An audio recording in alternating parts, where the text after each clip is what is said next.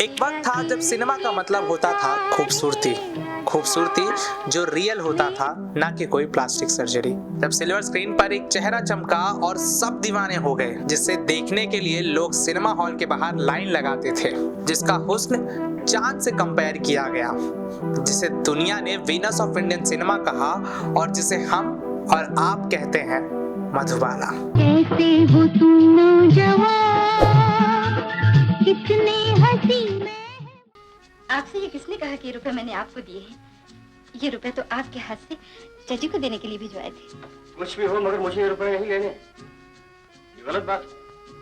फिर वही बात, ये कौन कह रहा है कि रुपए आप ले लीजिए, चाची को दे दीजिए, बात खत्म हो जाएगी। ये सब ठीक है, मगर क्या पानी में?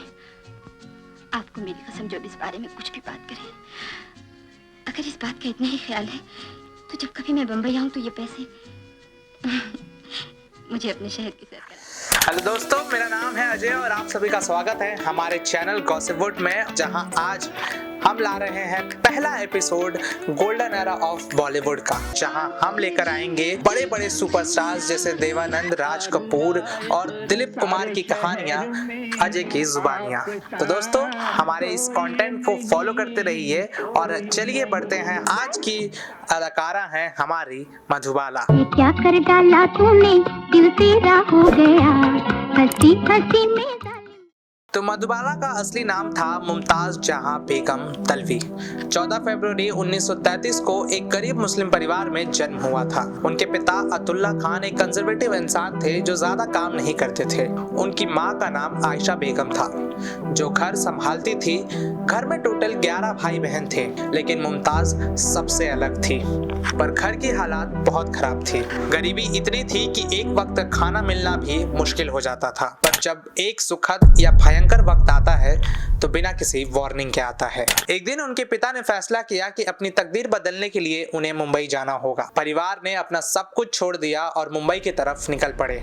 सपनों का शहर, जहां किसी का सपना पूरा होता है तो किसी का टूट जाता है। मुंबई आने के बाद भी जिंदगी आसान नहीं थी, लेकिन मुमताज की तकदीर लिखने वाला शायद कुछ अलग सोच रहा था। सिर्फ 9 साल की उम्र में 1942 में उनको एक छोटी सी फिल्म मिली, बसंत।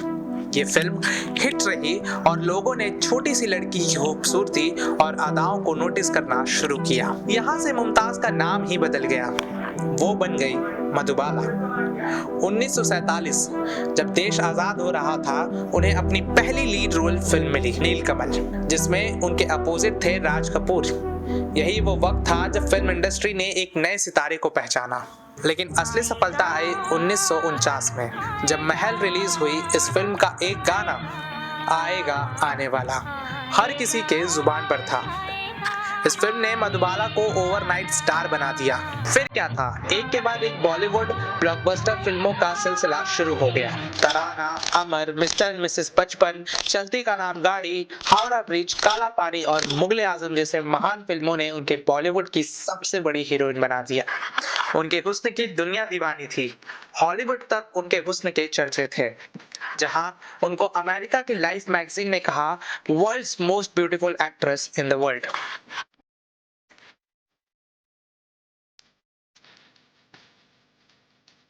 ये मानो सपना जैसा हो मधुबाला के लिए। पर सिर्फ सपने सच होने के लिए नहीं होते, कुछ सपने अधूरे भी रह जाते हैं। मधुबाला का दिल एक शख्स के लिए धड़कता था, बॉलीवुड के ट्रेजेडी किंग कहे जाने वाले दिलीप कुमार। दोनों की मुलाकात फिल्म तराना के सेट पर हुई थी। पहली मुलाकात से ही एक दूसरे के दीवाने हो गए थे।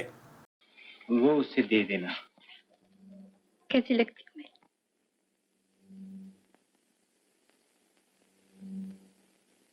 बहुत ही बुरी लगती। और क्या लिखा है माँ जी ने? लेकिन जो कहानी एक फेयरटेल जैसी थी, वो आगे जाकर ट्रेजेडी बन गई। मधुबाला के पिता उनके और दिलीप कुमार के बीच एक बड़ी दीवार बन गए। चुप रहो, मेरी आंखों में धूल झोंकने की कोशिश न कर। आज रात को भी तू उठकर उसी जलील का नाम ले रही थी। उसे जलील न कहो बापू, बापू वो जलील नहीं था। तुमने तो कहा था बापू कि मोती देवता। तुमने ये सब कुछ क्यों कहा था बापू? तुमने जिसे देवता कहा, मैंने उसे देवता माना। पर जब ये बात दिलीप कुमार को पसंद नहीं आई तो ये प्यार एक कोर्ट केस तक पहुंच गया। इस केस ने सिर्फ उनकी लव स्टोरी नहीं, मधुबाला का दिल भी तोड़ दिया। प्यार टूटा तो दुख भी अंदर ही अंदर मधुबाला को तोड़ रहा था। लेकिन ये सिर्फ एक दुख नहीं था, एक और दुख था जो उनको धीरे ही धीरे अंदर ही अंदर खाए जा रहा था, और वो था उनकी बचपन की बीमारी, कॉन्जेनिटल हार्ट डिजीज। कुछ आँखों में आंसू बाकी है जो। एक ऐसी बीमारी जहां आपके एक साइड के वेन से ब्लड पंप नहीं होता। उस समय इसका कोई इलाज नहीं था। उनका दिल कमजोर था, उनकी सांसें धीरे धीरे साथ छोड़ रही थी। पर इंडस्ट्री को ये बात तब पता चली जब वो मुगले आजम के सेट पर हमेशा बीमार रहती थी। मुगले आजम का वो सीन जिसमें वो कैद में रोती हैं, असल में उनके जिंदगी का एक रिफ्लेक्शन था, क्योंकि असली जिंदगी में वो एक ऐसी दुनिया में कैद हो चुकी थी जहां सिर्फ दुख, तन्हाई और बीमारी थी। 1969 में उनकी हालात इतनी खराब हो गई कि उन्हें हॉस्पिटल ले जाना पड़ा। सिर्फ 36 साल की उम्र में 23 फरवरी को उन्हें इस दुनिया को अलविदा कहना पड़ गया। उनकी अंतिम यात्रा में हजारों लोग आए। उनका जिस्म चला गया, लेकिन उनकी यादें हमेशा सबके साथ रह गई। आज भी जब कोई चांद की खूबसूरती की मिसाल देता है तो मधुबाला का नाम आता है। वो सिर्फ एक एक्ट्रेस नहीं थी, एक एहसास था, एक ऐसी कहानी जो अधूरी रह गई लेकिन जो लोगों के दिलों में हमेशा जिंदा रहेगी। ये थी मधुबाला की कहानी, एक ऐसी कहानी जो सिर्फ बॉलीवुड की नहीं बल्कि हर उस इंसान की है जो प्यार करता है, सपने देखता है और उस प्यार को अधूरा छोड़ने पर मजबूर भी हो जाता है। आज हर कोई इस प्रॉब्लम से जूझ रहा है, जहां हर किसी का प्यार या तो अधूरा रह जाता है या तो पूरा नहीं हो पाता। तो ये था एपिसोड 1 जहां पर हमने बात की मधुबाला जी के बारे में। आपको कौन से अगले सुपरस्टार के बारे में स्टोरी जाननी है हमारे कमेंट सेक्शन में बताओ, और हमारे इस सीरीज को फॉलो करते रहना जिसका नाम है गोल्डन एरा ऑफ बॉलीवुड। और ऐसे ही कंटेंट के लिए हमारे चैनल गॉसिप को सब्सक्राइब कर लो। पिक्चर अभी बाकी है मेरे दोस्त।